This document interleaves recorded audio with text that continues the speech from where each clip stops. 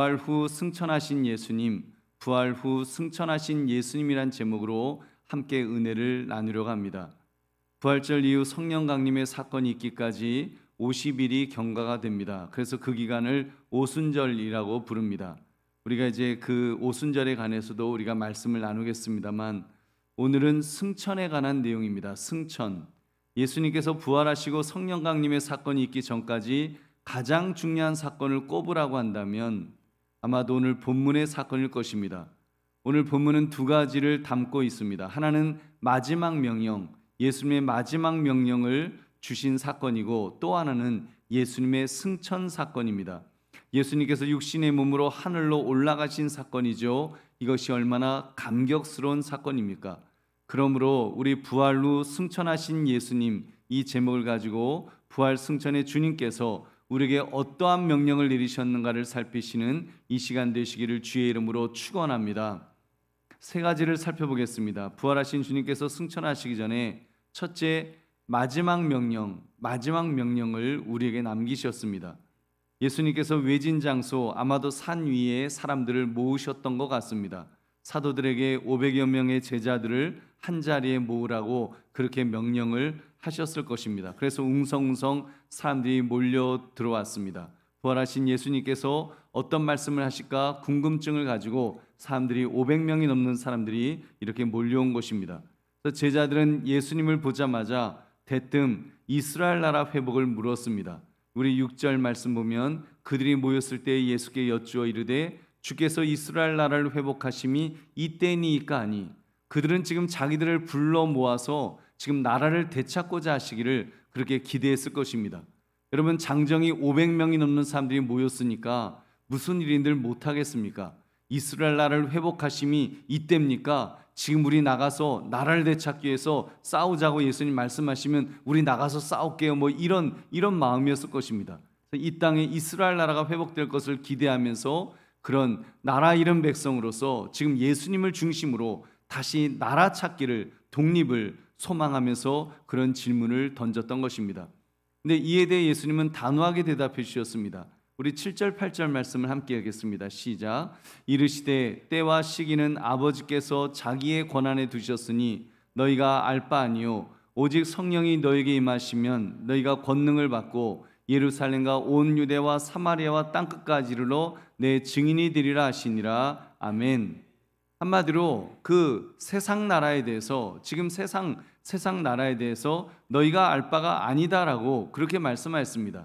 때와 시기는 하나님 아버지의 권한이 있기 때문에 너희가 알 바 아니다. 예수님은 단호하게 말씀하십니다. 한마디로 그런 것에 관심 가지지 말라는 그런 말씀에 가깝죠. 그럼 우리 믿음의 사람은 그보다 무엇을 위해 살아야 한다는 것을 예수님 강조하십니까? 증인의 삶을 살아야 된다. 그것을 더 강조했습니다.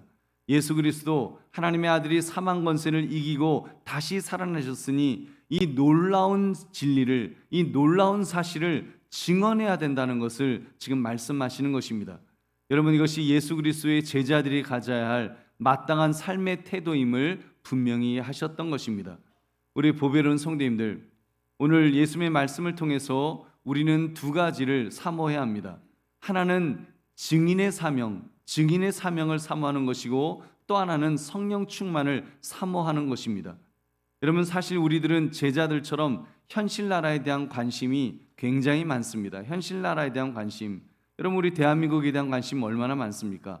물론 이렇게 미화할 것입니다. 이 땅에 하나님의 나라가 이루어지기를 원합니다. 그래서 하나님의 나라를 이 땅에 만들기 위해서 나는 현실 정치에 굉장히 관심이 많습니다. 그러다 보니까 믿음의 사람들도 정치에 관심이 굉장히 많아지고 있습니다. 심지어 기독교당을 만들어야 된다는 분들도 있고 실제로 그것을 만들기도 했습니다. 아마도 많은 분들의 소원은 제자들과 비슷할지 모르겠습니다. 예수님이 당대표를 하시면 참 좋겠다. 예수님이 대통령이 되시면, 우리 대한민국의 대통령이 되시면 너무 좋겠다. 여러분, 그러면 좋을까요? 여러분, 저는 아니라고 생각합니다. 역사는 그 결과가 좋지 않다고 이야기합니다. 예수님이 대통령 되신 것까지는 좋은데 아마 그 밑에 있는 제자들, 그 밑에 있는 예수 믿는 사람들이 나라 다 망칠지도 모릅니다. 여러분, 정치와 종교가 일치하였을 때 여러분 세상이 깨끗해진 것이 아니라 종교인이 권력 맛을 보니까 급속도로 타락해 버렸습니다. 권력의 맛을 보니까 종교인이 얼마나 부패해 버리는지 모릅니다. 지금도 러시아 정교회 주교를 보십시오. 푸틴 대통령이 전쟁에 나갈 때 축복 기도를 해주고 있습니다. 그 명분 없는 전쟁을 마치 거룩한 전쟁이라도 되는 양 기도해주고 있는 그 모습을 우리는 보고 있습니다. 여러분, 반대로 종교는 인민들의 아편이다라고 비난했던 공산주의, 여러분 이 땅에 지상 낙원 유토피아를 건설할 수 있다고 했으나 여러분 결과는 어떻습니까? 더 참혹하게 사람들을 죽였고 지상 낙원이 아니라 지상 지옥을 만들었습니다. 왜 그렇게 되었을까요? 여러분 그들의 이념이 잘못되었을까요? 저는 아니라고 봅니다. 이념이 잘못된 것이 아니, 이념은 훌륭하죠. 지상에 그 지상 낙원을 만들겠다는데 얼마나 이념이 훌륭합니까? 그런데 그들이 이념이 잘못된 것이 아니라 인간이 잘못된 것입니다. 공산주의는 타락한 인간 심성을 계산하지 못했습니다. 이념이 아무리 좋으면 뭐 하겠습니까? 타락한 인간이 그 이념을 이용해서 더 악하게 사용해 먹는데요. 여러분 그렇잖아요. 김정은이 지금 그 김정은 3대 세습하는 그 사람들 보십시오. 공산주의를 이용해서 더 얼마나 악하게 사용해 먹고 있습니까? 지상 낙원은커녕 지상 지옥을 이루는 역사의 비극을 낳고 있는 것입니다. 여러분 그렇기 때문에 예수님께서도 정치 문제에 대해서 단호하게 말씀하셨습니다. 너희 믿음의 사람들은 그런 세상 나라에 너무 관심 가지지 마라. 하나님의 나라는 하나님의 때에 하나님께서 이룰 것이기 때문에 너희는 더 중요한 일을 하라고 말씀하십니다. 뭡니까? 증인의 삶을 살아라. 증인의 삶을 살아라. 증인의 삶을 살기 위해서 성령 충만하라고 우리 주님 말씀하십니다. 할렐루야. 여러분 물론 믿음의 사람 중에 정치인이 나와야 합니다. 기왕이면 믿는 사람이 정치 권력을 잡아서 선한 영향력을 끼치면 참 좋겠습니다.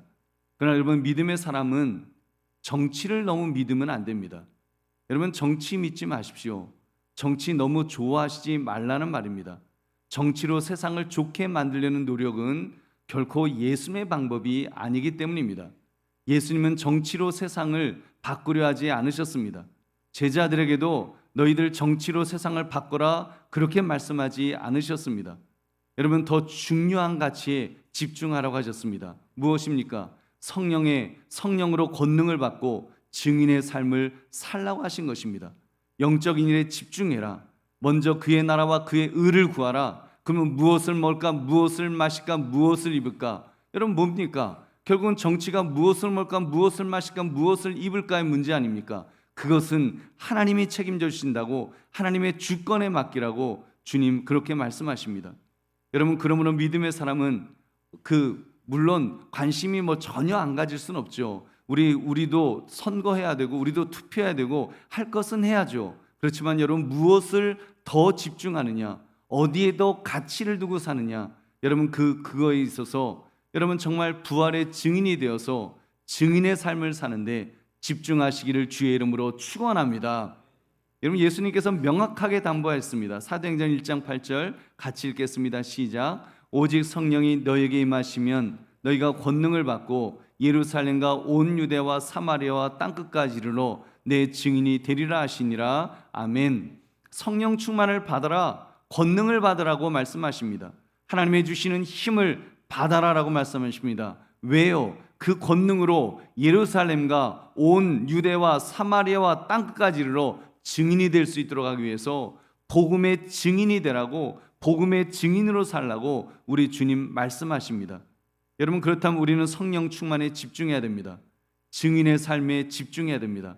여러분 성령 충만하여 돈 많이 벌려는 것이 아니라, 성령 충만하여 국회의원에 당선되려는 것이 아니라 주님 명령하신 것에 집중하시기를 주의 이름으로 축원합니다.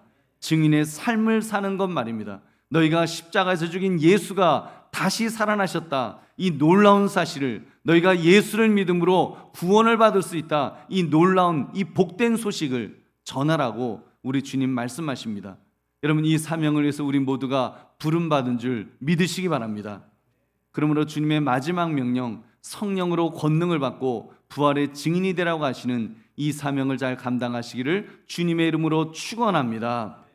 두 번째, 부활의 몸으로 승천하였습니다. 부활의 몸으로 예수님께서는 마지막 명령을 남기셨다고 했습니다. 이 땅에서 복음을 전하라, 복음을 증거하라고 하셨다고 했습니다. 그 말씀하신 후에 무슨 일을 하셨습니까? 우리 9절을 함께 읽겠습니다. 시작. 이 말씀을 마치시고 그들이 보는 데에 올려져 가시니 구름이 그를 가리어 보이지 않게 하더라. 아멘. 여러분, 가장 극적인 사건이 일어났습니다. 예수님께서 지금 지상으로부터 저 높은 곳에 있는 하늘을 향하여 올라가셨습니다. 천천히 지금 승천하기 시작하신 것입니다. 이 모습은 제자들에게는 큰 충격이었을 것입니다. 넋을 잃고 막 그 장면을 보면서 입을 딱 벌린 채 아마 입을 다물지 못하면서 그들은 그러고 있었을 것입니다. 여러분, 사실 근데 알고 보면, 생각해 보면, 여러분, 예수님 편에서 이 승천이 뭐 그렇게 큰 일이겠습니까? 예수님은 원래 천국에 계신 분이십니다.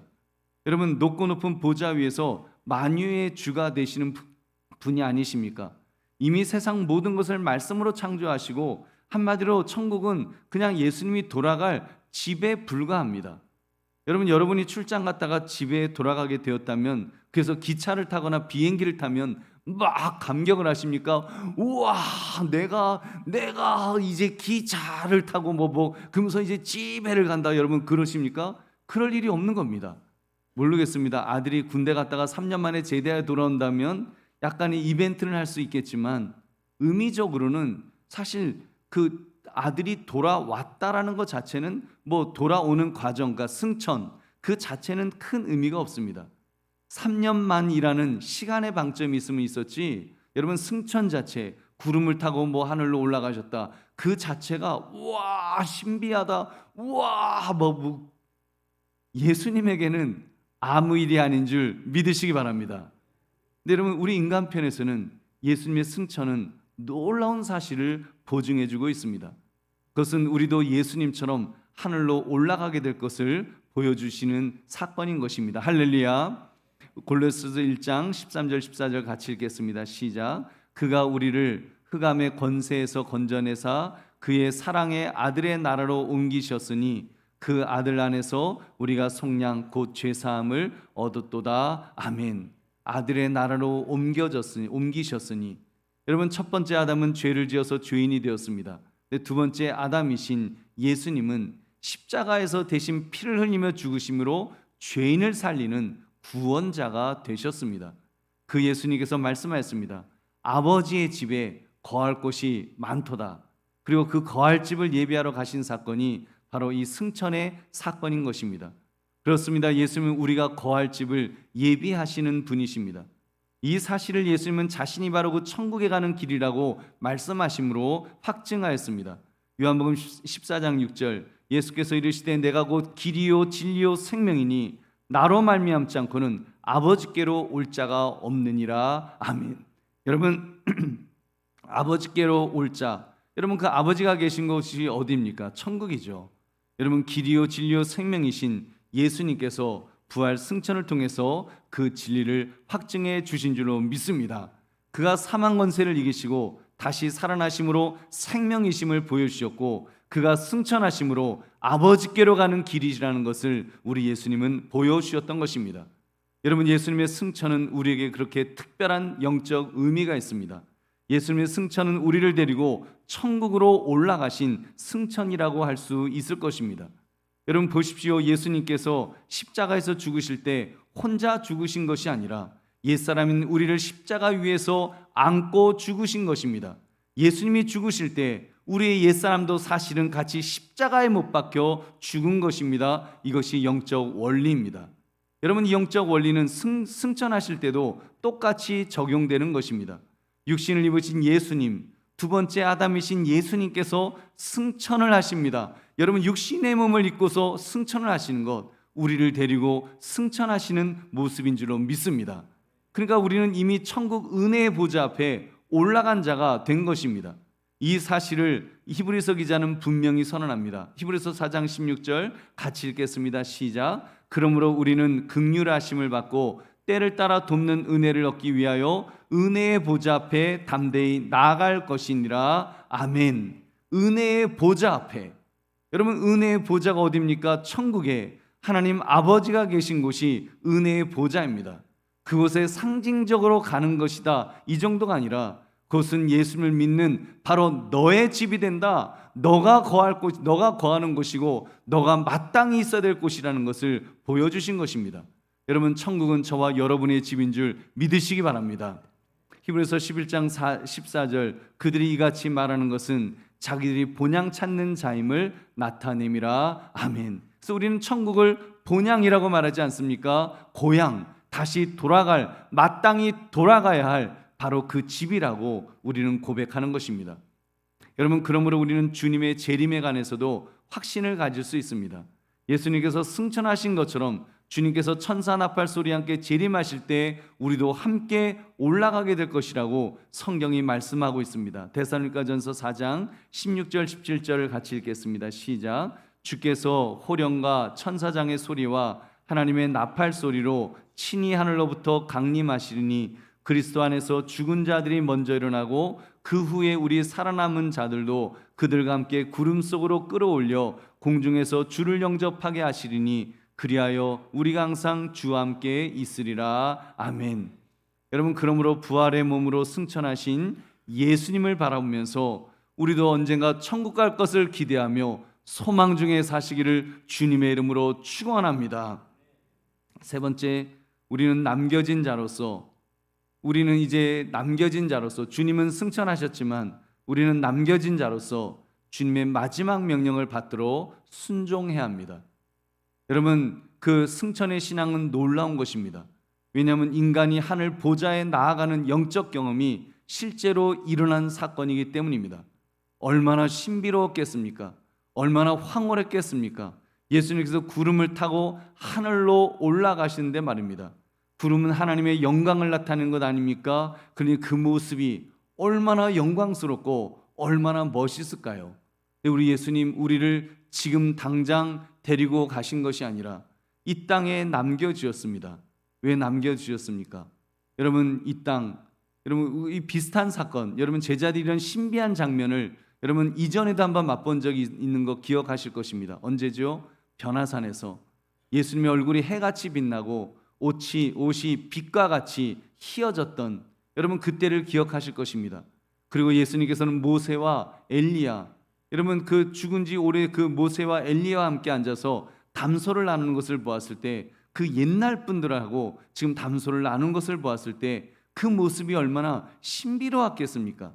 천국에 있어야 될 엘리야와 모세가 지금 예수님과 함께 앉아 있는 것을 그 지상에서 보고 있으니 막 베드로는 넋이 나가 버렸습니다. 넋이 나가갖고 그래서 이렇게 말했습니다. 우리 마태복음 17장 4절 같이 읽겠습니다. 시작. 베드로가 예수께 여쭈어 이르되 주여, 우리가 여기 있는 것이 좋사오니 만일 주께서 원하시면 내가 여기서 초막 셋을 짓되 하나는 주님을 위하여, 하나는 모세를 위하여, 하나는 엘리야를 위하여 하리이다. 아멘. 막 여기가 좋사오니 막 너무 좋은 겁니다. 변화산에서 그 신비한 그 모습을 보니까 지금 승천하시는 거 못지않게 그 변화산에서의 신비한 것을 보니까 여기가 좋사오니 여기에 초막셋을 짓고 영원히 살고 싶습니다.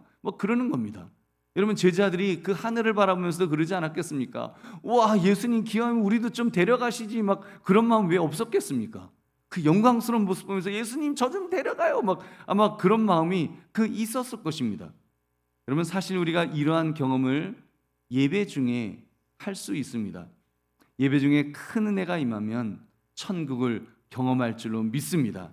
여기가 좋사온이라는 말이 저절로 나올 수 있을 것입니다.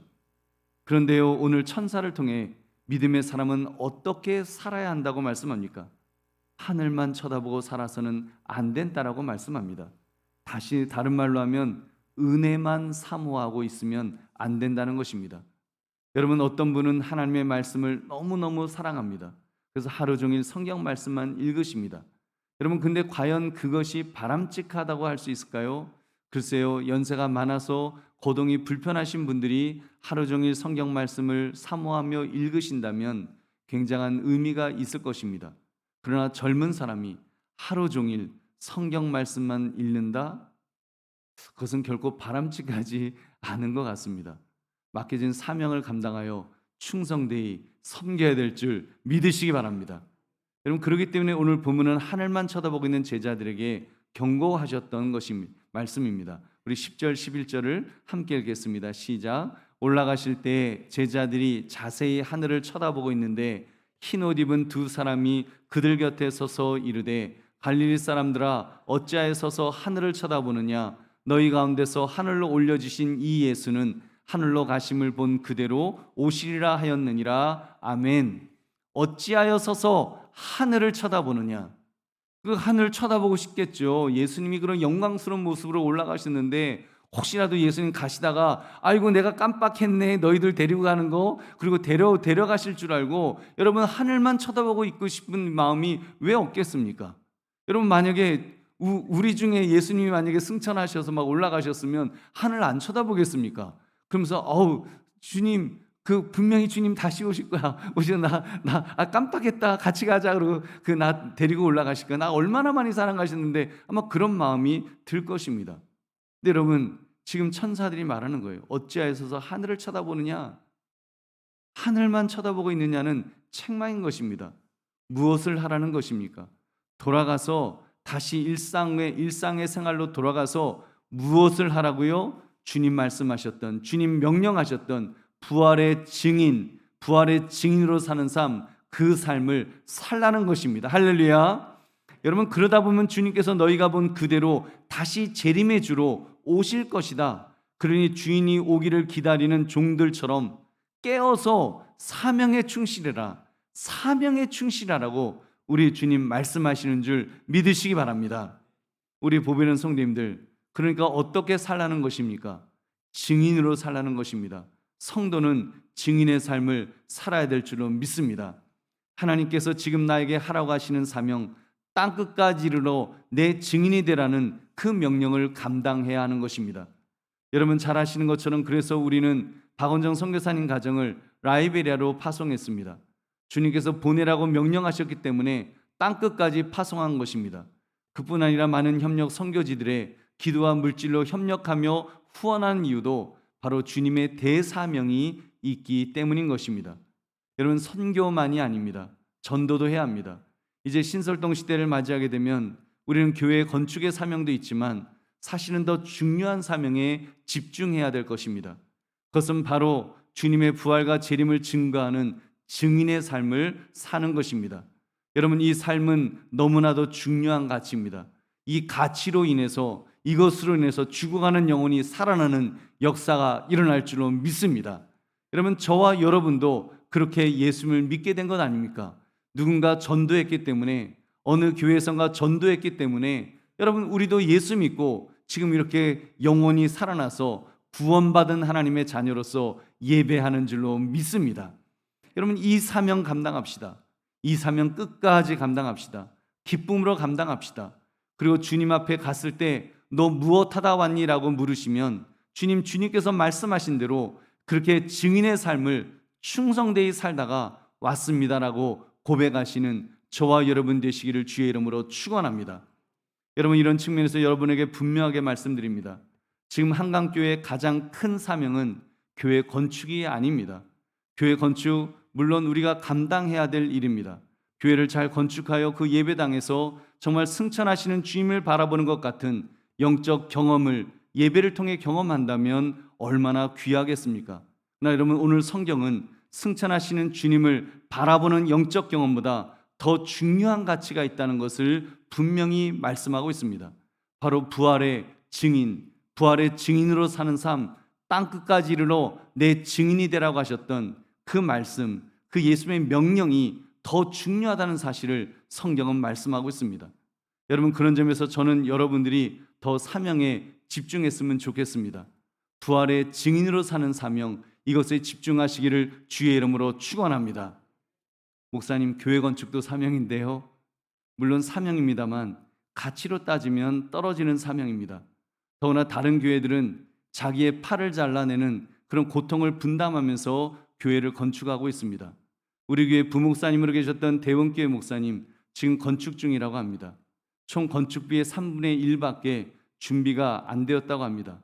나머지 3분의 2는 은행 융자, 빚으로 교회를 짓고 있습니다. 얼마나 힘들겠습니까? 그런데도 아프리카 사역에 열을 내시는 것을 보면 얼마나 존경스러운지 모릅니다.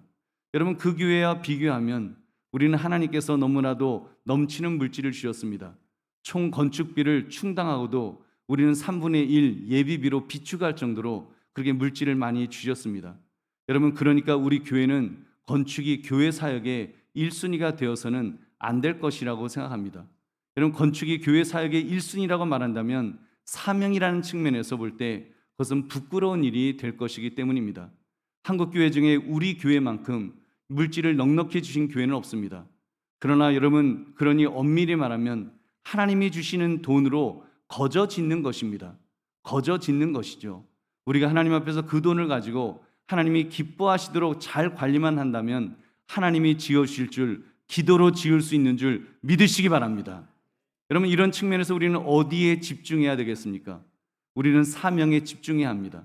부활의 증인으로서 살아가는 그 사명, 그래서 해외에 선교사를 파송하고 국내에서 농어촌교회, 개척교회를 후원하고 신설동에 가서 전도하는 사명, 복음을 증거하는 사명에 온 힘을 쏟아야 될 줄로 믿습니다. 여러분, 한강교회 담임 목사로서 감히 말씀드립니다. 앞으로 여러분 건축비 부족할지 모른다는 그런 염려의 말씀은 하지 마십시오. 그것은 하나님 앞에서 그 복받지 못할 그런 표현이라고 생각합니다. 이미 하나님께서 분에 넘치도록 주셨는데 빚더미에 앉을지 모른다고 염려하며 벌벌 떤다면 하나님이 보실 때 어떤 마음이실까요? 여러분, 이 정도 주셨으면 사명에 집중해야 되지 않겠습니까? 누구는 총공사비의 3분의 2의 비용을 빚을 내어 공사를 시작한 그런 교회도 있는데 말입니다. 여러분, 하나님께서 우리에게 이렇게 많은 물질을 주셨는데 사명에 집중하지 못한다면 주님께서 책망하실 것입니다. 악하고 게으른 종이라고 책망하실 것입니다. 여러분, 정말입니다. 교회 건축 때문에 너무 염려하지 맙시다. 저도 염려하지 않겠습니다. 욕심만 내려놓으면 돈 걱정은 안 해도 될 정도로 하나님은 이미 주셨으니까요. 교회 몇 억 몇십억짜리 비싼 성물 안 하면 됩니다. 안 하면 돼요.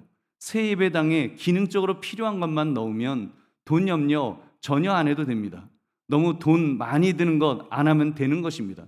여러분, 사실 그런 것은 우리 눈에 보기 좋을 뿐 여러분, 주님께서 기뻐하시는 것은 아닐 것입니다.